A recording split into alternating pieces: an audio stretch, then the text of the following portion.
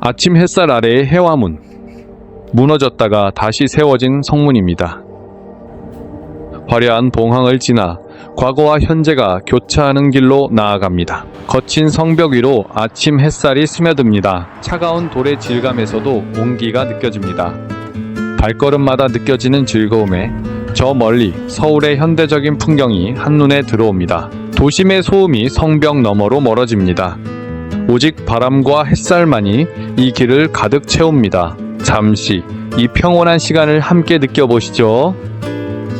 단단한 성벽돌도 600년의 무게에 서서히 무너지고 있어 보는 이의 마음을 안타깝게 만듭니다.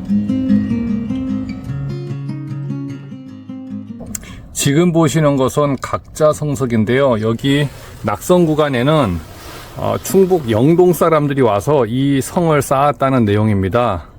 옛날 조선시대 성곽이 보이고 오른쪽으로는 현대적인 아파트 숲이 보입니다. 저 멀리 도봉산도 보이고요. 멀리 산들이 보입니다. 약간 언덕이지만 괜찮습니다. 곁에 있는 성벽이 든든한 길동무가 되어주니까요. 눈에 잘 띄지 않는 작은 성문을 앞문이라 부릅니다. 이 문을 지나면 낙산공원으로 길이 이어집니다.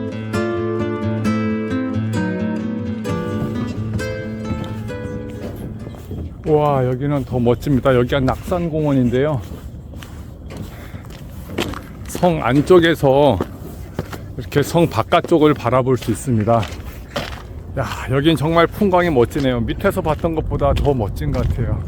낙산 정상에 한번 올라가 보겠습니다. 낙산은 그 낙타와 닮았다 그래서 낙산이라고 했다는데요. 시내 산들이 다 보입니다. 이건 이 작지만 전체를 볼 수 있는 산인 것 같아요. 저 멀리 롯데타워와 남산까지 서울의 과거와 미래가 하나로 연결되고 자연과 도심을 한눈에 조망할 수 있는 곳이 바로 이곳 낙산 정상입니다. 견고한 성벽 아래 화사한 벽화와 발길을 붙잡는 카페들이 나타납니다. 600년 전의 방어벽은 이제 이웃들의 평범한 일상을 품어주는 따뜻한 울타리가 되었습니다. 이 길을 따라 사람들의 이야기가 이어지고 성벽은 이제 도시의 역사를 함께 쌓아갑니다. 돌이 이제 새로운 것 같잖아. 네, 언젠가는 되겠지. 이 세계유산에 등재했는데, 저분은 도올 김용옥 선생하고 목소리가 똑같습니다. 그러니까 여기 옛날에 성이 있었는데 이게 문화유산이 안 된 거야. 자, 드디어 저쪽에 동대문이 보입니다.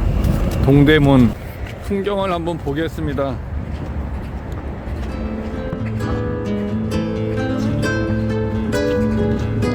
내리막길 끝에 동대문의 웅장한 자태가 드러납니다. 여기는 동대문 옆 작은 언덕, 서울의 몽마르트라고 불리는 흥인지문공원입니다. 한양도성길 중 가장 아름답다는 낙산 구간을 우리는 함께 걸었습니다. 여러분은 무엇을 느끼셨습니까? 지금까지 시간의 흔적, 공간 이야기 채널이었습니다.